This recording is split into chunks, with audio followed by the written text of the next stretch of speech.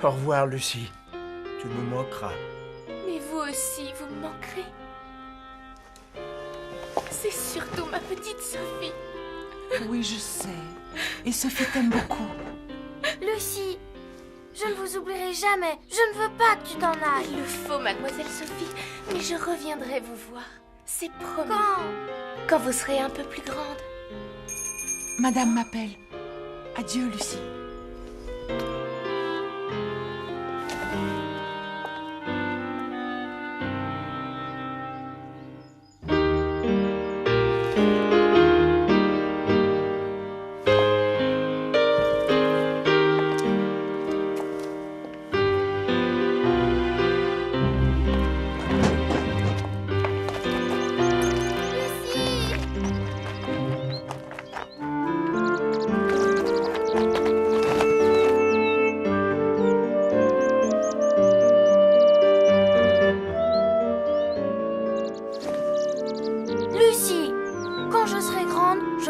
Avec moi et on ne se quittera plus. Je veux bien, ma Sophie.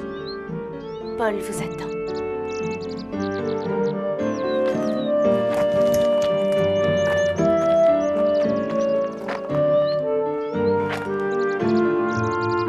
Sophie! Quand je serai grande, c'est moi qui déciderai. Ne pleure pas, je ne pleure pas.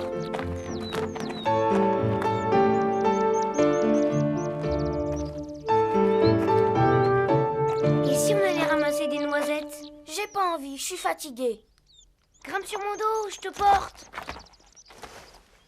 Ah, si on avait une petite charrette à âne comme Camille et Madeleine, on irait se promener dans le parc, cueillir des fleurs, ramasser des noisettes. Ce serait fatigant. Pas avec un âne. Bien sûr, c'est lui qui cueillerait les fleurs, ramasserait les noisettes. En attendant, si on allait terminer notre jardin. Oh, tu m'ennuies. Je t'ai dit que j'étais fatiguée. C'est vrai, et que tu veux un âne. Eh bien, tant pis.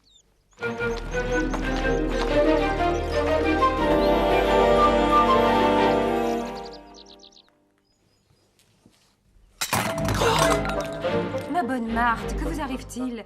Je vous trouve bien maladroite aujourd'hui. Pardon, madame, c'est cette pauvre Lucie.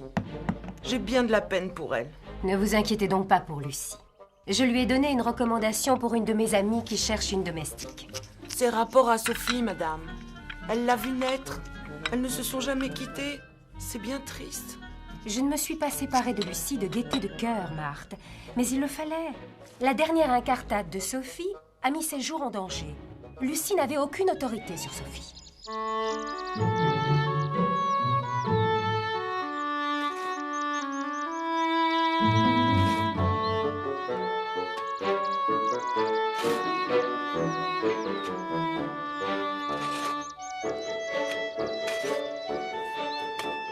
Tiens, tu as changé d'avis?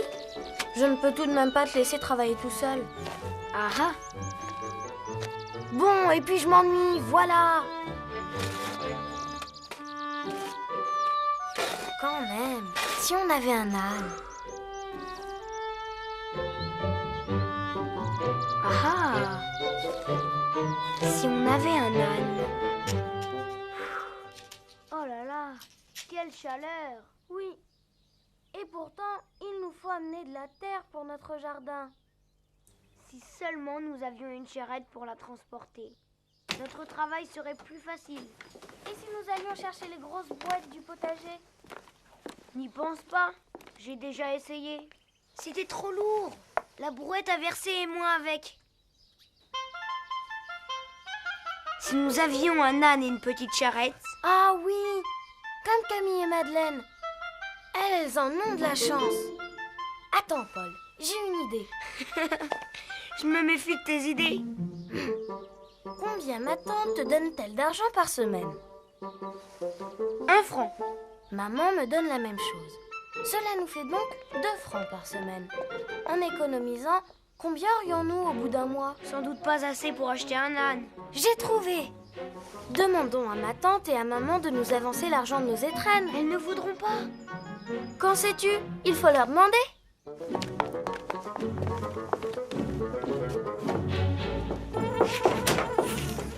Maman! Oui, Sophie? Qu'y a-t-il? Maman, pourriez-vous me donner mes étrennes en avance? Et pourquoi cela, mademoiselle? Pour acheter un âne. Tiens donc. C'est pour nous aider, Paul et moi, à faire notre jardin. Nous avons brouetté tout ce matin pour y apporter de la terre, mais c'est comme si nous n'y avions rien fait. Il en faut tellement, et il fait si chaud. Croyez-vous donc, mademoiselle, qu'un âne brouettera à votre place? Mais non, maman. Nous mettrons la terre dans une charrette que l'âne tirera. Alors, ce qu'il vous faut, c'est un âne et une charrette. L'idée est bonne, mais je ne veux pas t'avancer tes étrennes. Oh, Paul va être déçu. Il allait demander à ma tante de lui avancer ses étrennes si vous disiez oui pour les miennes. Comme vous dites non. Non pour les étrennes. Mais je suis d'accord pour l'âne et la charrette. Oh, merci, maman. Merci d'être une aussi gentille maman.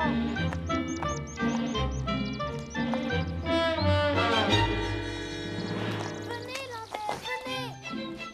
Maman veut que vous achetiez un âne. Un bourri? Un bourri? Mais qu'est-ce que c'est un bourri? Vous qui êtes si savant, vous ne savez pas ça? Un bourri, c'est un âne. Alors, ramenez-nous un bourri. Vite, Lambert.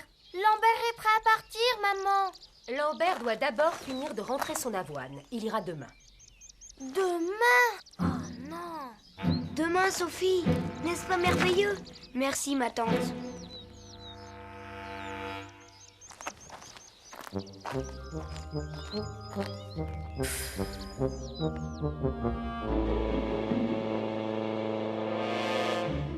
Je pense avoir été claire, Mina. Je veux de la fermeté. Vous voulez me voir, maman? Oui, Sophie, approche. Je te présente Mina, ta nouvelle bonne. Enchantée, mademoiselle Sophie. Bonjour. Sophie, Mina est là pour t'apprendre à obéir, à être raisonnable. Vous pouvez compter sur moi, madame. Je peux sortir, maman? Paul m'attend. Oui, tu peux.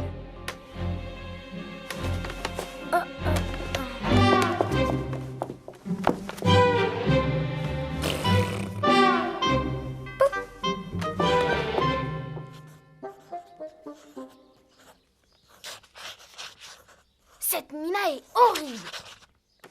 En plus, c'est une vieille. Elle a au moins 30 ans. Oh, tu exagères.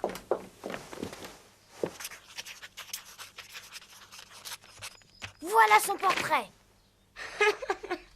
C'est ce dessin que tu vas offrir à Camille et Madeleine? Bien sûr que non.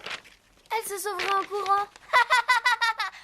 Ça serait dommage, parce qu'elles vont sûrement venir nous voir avec leurs cousins de Paris. Jean et Léon? C'est vrai qu'ils sont en vacances à Fleurville. Oh, je suis contente. Il y a si longtemps qu'on ne les a pas vus. Tu sais, ils vont certainement arriver par le raccourci. C'est mon âne que je guette. Je te rappelle qu'il s'agit de notre âne à tous les deux. C'est mon idée. Ton idée? C'est moi qui l'ai défendue. En attendant, moi j'ai un joli dessin. Je vais l'offrir à Jean. Ah non! C'est moi qui dois offrir un dessin à Jean.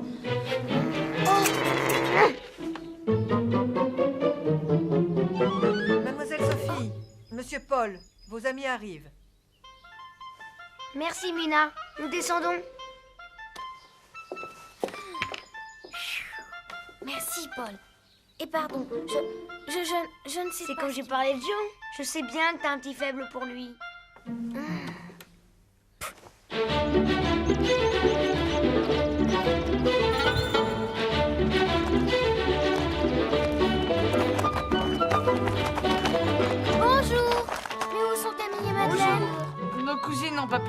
elles font leurs devoirs. Bonjour, Paul. Bonjour, Sophie. Je suis contente de te revoir.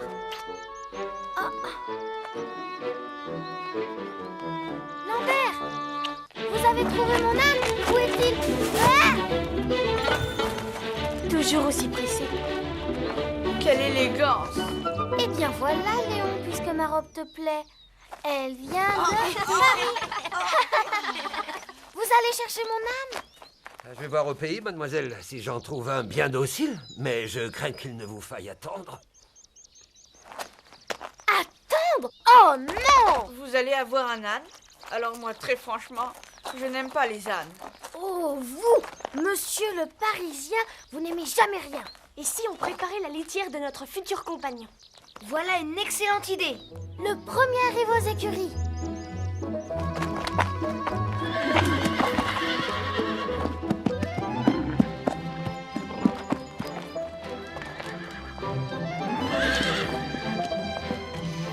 Oh, ça sent mauvais. Ça sent le cheval.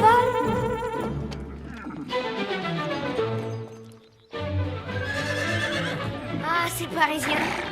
Ils ont peur de se salir. Ce serait bien ici pour l'âne. Dans la poulinière? Oh oui, je suis sûre qu'il serait très heureux dans ce petit coin. On va lui mettre de la paille.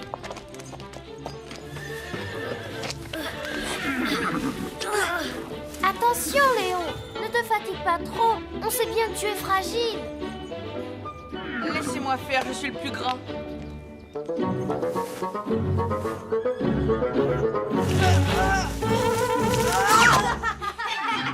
Je ne sais pas pourquoi Léon va à tout prix salir ses beaux vêtements.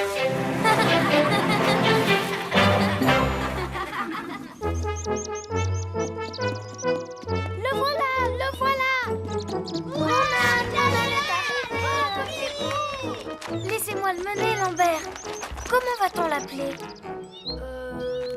Eh bien, Léon.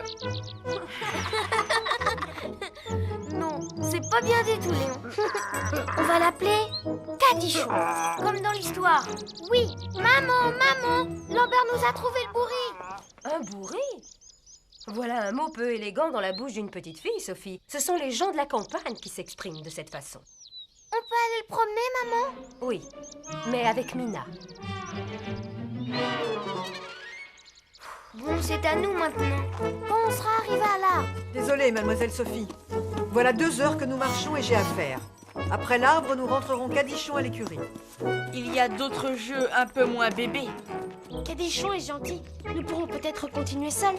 Mais oui, bien sûr. Il faut d'abord demander la permission à madame. J'y vais. Non, nous y allons ensemble.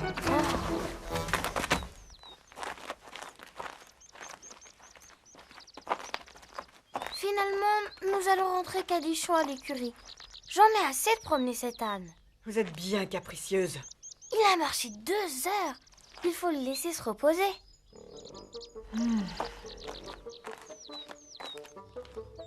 Inutile de déranger maman. Cadichon est doux comme un agneau. Ah!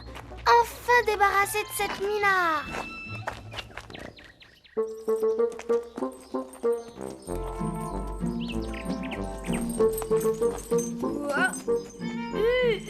Cet âne était comme un âne. Et si on allait jouer aux échasses? Cet animal a la tête trop dure. Je crois plutôt qu'il a la peau trop dure.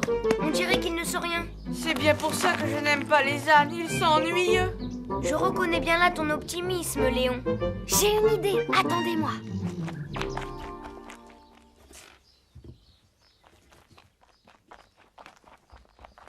Tiens, l'heure du goûter aurait-elle sonné? Vous faites une tarte aux pommes? Mademoiselle Sophie, arrêtez. J'en ai juste assez pour ma tarte. Que voulez-vous? Des carottes pour mon âne. Marthe va vous en donner. Dans le panier, il en reste 2 ou 3.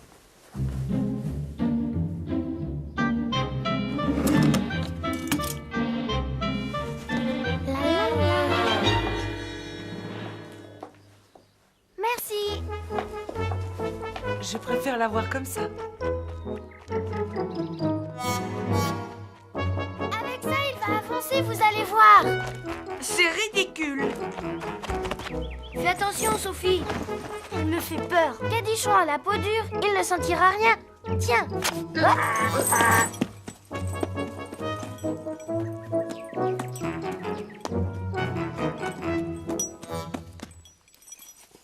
Allez, Cadichon, sois un bon petit âne.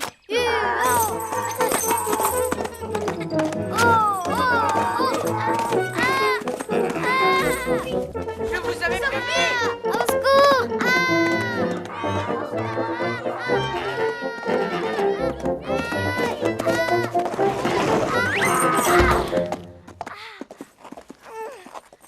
Pauvre Cadichon, mais je ne lui ai pourtant pas fait de mal.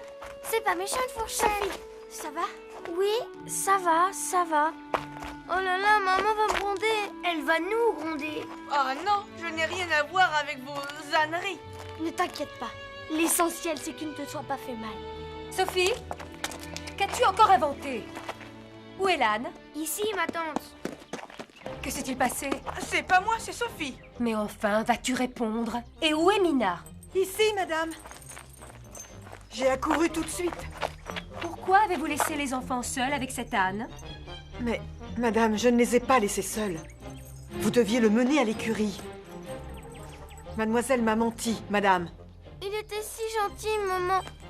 Et tout d'un coup, il a rué et... À voir l'état dans lequel il vous a mise, ça ne fait aucun doute. Oh, madame, voilà pourquoi l'âne a rué. L'âne n'avançait pas, ma tante. Alors, nous avons voulu le réveiller un peu. Dans votre chambre.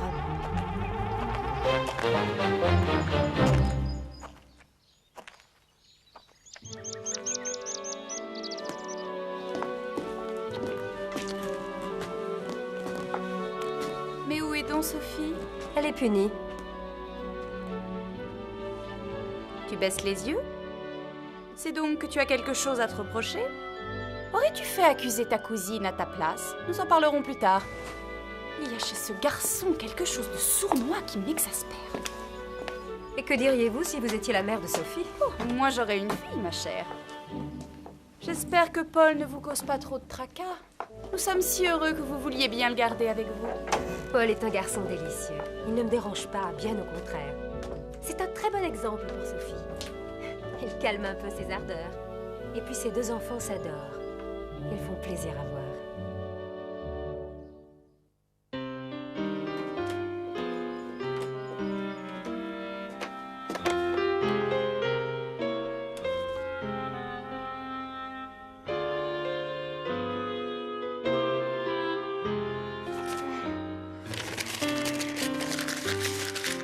Attention, regarde, je vais te rattraper. Essaye de me rattraper. Regarde comme je suis à toi, moi. Ouais, t'as jamais vu ça, hein? Jean! J'arrive! Je ne sais pas pourquoi, mais j'ai toujours été très adroit sur des échasses. Essaye de me rattraper, monsieur le fanfaron. Ah, ce Léon. Je ne sais pas ce qu'il a, mais il veut absolument jouer aux échasses. Pour être plus grand que les autres. Oh, regarde-moi, regarde ce que je vais faire. Pauvre Léon, je suis mauvaise. Pressée et malicieuse, oui, mais pas mauvaise. Sinon, je ne t'aurais pas apporté une surprise. Oh, c'est quoi? Il faut que tu devines. Une image? Un livre? Un dessin? Pas tout à fait un livre avec un dessin et une image.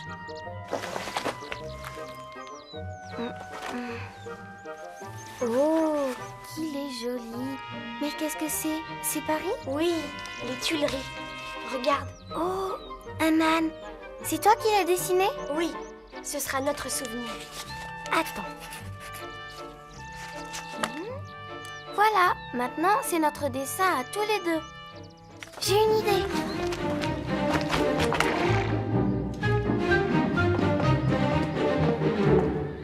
Que fais-tu, Sophie? Nous n'avons pas le droit de monter l'âne. C'est vrai, mais si je le fais atteler, je ne le monte pas.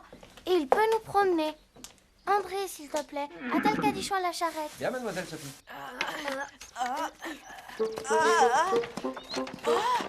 Venez, on va se promener. Que va dire ma tante? Elle m'a interdit de monter l'âne, mais pas d'être assise dans la voiture qu'il tire. Je n'y toucherai pas.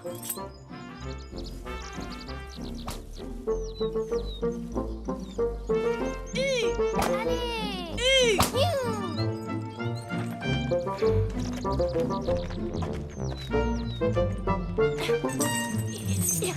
Les coquins!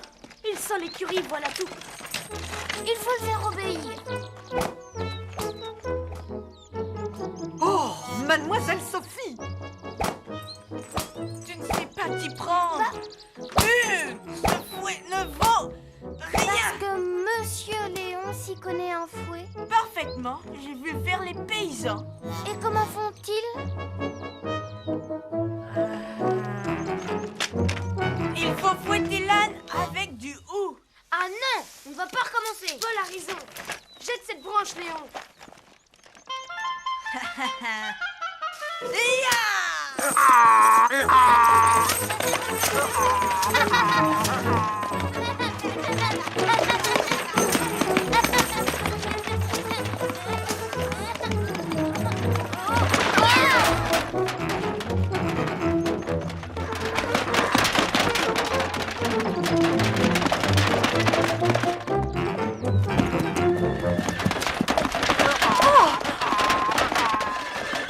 Et pourtant, j'ai pas touché à l'âne. Oh, je m'en veux. C'est cet homme.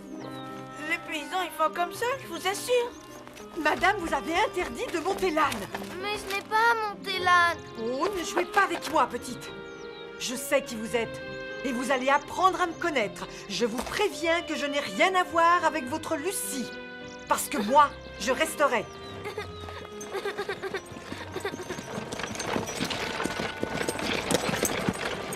Sophie, ma tante et maman arrivent. Cette fois, il faut tout dire. Viens. Je ne veux même pas savoir qui est responsable.